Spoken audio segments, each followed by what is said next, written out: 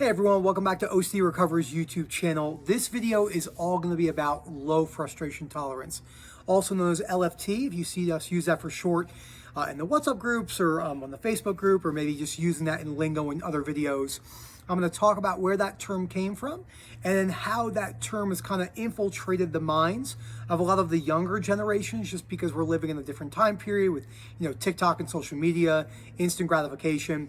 How to build your frustration tolerance, and how keeping a perspective of low frustration tolerance will hinder you for the remainder of your life, OCD or not. Always, please subscribe, hit that like button, comment down below, let me know what you think about this. I'm going to talk about a couple things that might be a little bit controversial because some people don't really like to hear this stuff, but I think it's really important to at least be, talked about. Whether you agree with me or not is not really the point of the video. It's just something that I noticed with myself. So low frustration tolerance, also called LFT, I'm going to call it LFT for the remainder of the video, was something that Albert Ellis coined when he was creating rational thinking back in the 1950s.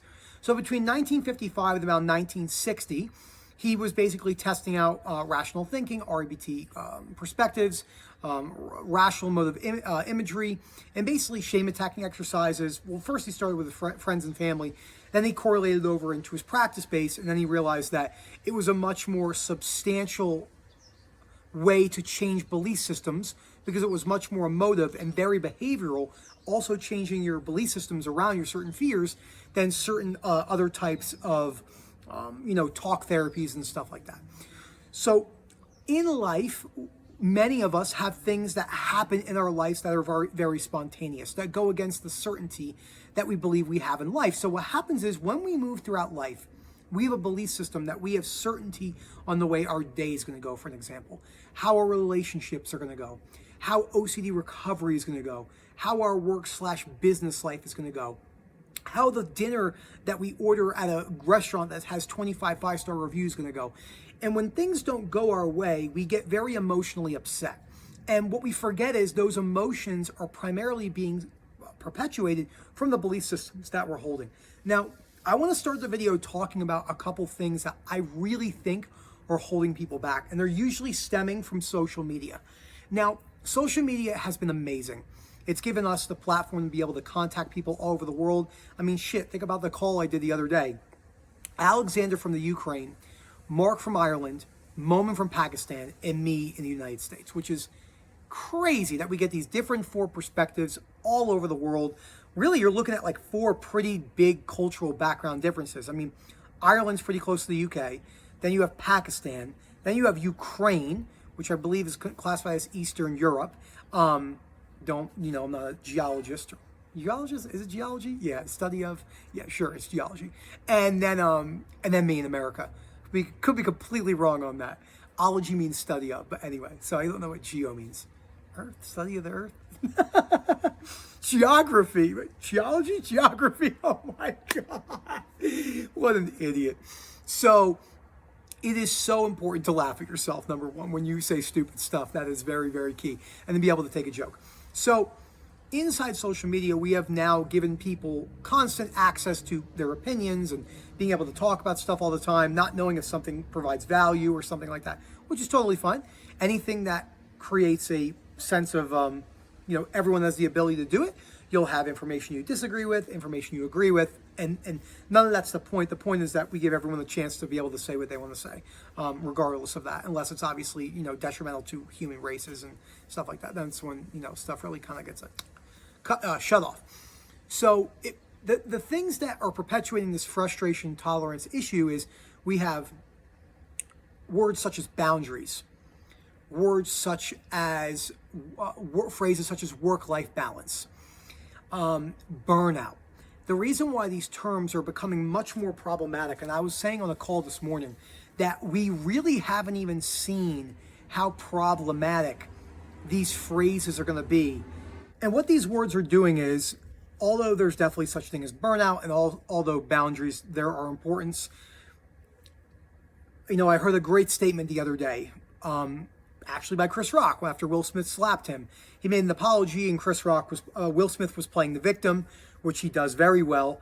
And Chris Rock said, everyone's trying to be a fucking victim nowadays. And this is a problem because as he said, we really don't know when someone is maybe potentially a real victim. And that's not what we're talking about this, but burnout is real and boundaries have importance.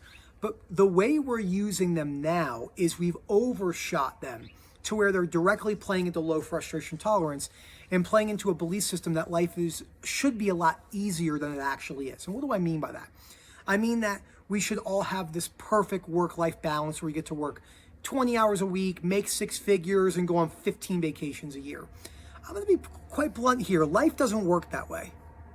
And the people that you think have that, it still doesn't work that way. So that's super important to cover. You know, you can have the things you want in life, but there's no guarantee. But that will take hard work, consistency, and persistence. It doesn't come at the shot of just showing up to your first job and saying, this is what I want, and this is how it's going to work, because it's not about you. And the reality is, in large companies, you don't matter that much. And that's okay. You're not supposed to matter. Your identity, you're not supposed to be the all is me mentality. And that's a huge problem for people. Huge problem for people.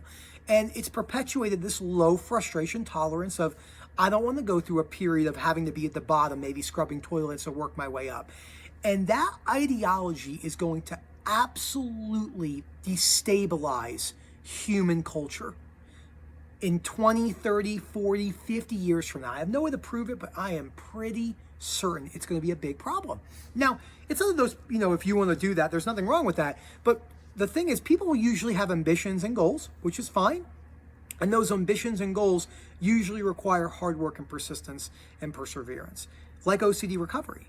The reason why most people don't reach OCD recovery is not because they're treatment resistant, they can't.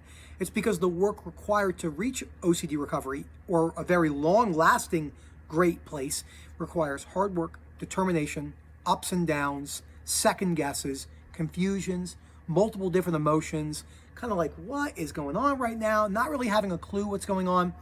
All those things are critical when it comes to OCD and anxiety recovery and building your frustration tolerance. So let me real quick give you a practical application. I did a poll on the YouTube, on the Facebook, you know, what do you guys want to see? And people really wanted to see some practical applications. So let me show you a couple practical applications I applied to my life. Number one, I started going to the gym again, and I started hiking, and I felt like shit. And I didn't wait for a time for me to not feel like shit. I just went and felt like shit. Then I went back to work, you know, with my job, and I had to do a bunch of things, and I wasn't expecting results right away. Any time in my life where something is not going correct in my work or something I would like to see changed, I don't try to change it that day. I wait, feel the discomfort, and go in the future. I read all the books on the reading list, even when I was feeling uncomfortable. I did things, I put myself in situations to where I wasn't like, I'm gonna do this because I need to get out of discomfort. I did that a lot, but I don't do that anymore. But I looked at it through a perspective of, I'm gonna do this, and hopefully I see some results. And that will be great. And if I don't, I'll just keep trying, and if I never see results, I never see results. But I'm still gonna be consistent, persistent, and determined. And you can too. This isn't just unique to me. I just have had to develop this over years. So thank you so much for watching this video. I hope you guys enjoyed. Don't forget to subscribe, like I said before. If you're interested in our webinars coming up, you know, POCD, sensory motor OCD, another existential, OCD recovery part 1, 2, and 3. Please email phil@ocdrecovery.com, especially if you're interested in coaching as well, with Rob or myself, or both of us sometimes at the same time, which is a lot of fun. We have a really good time doing that. Thank you so much for watching, and as always, have a great day.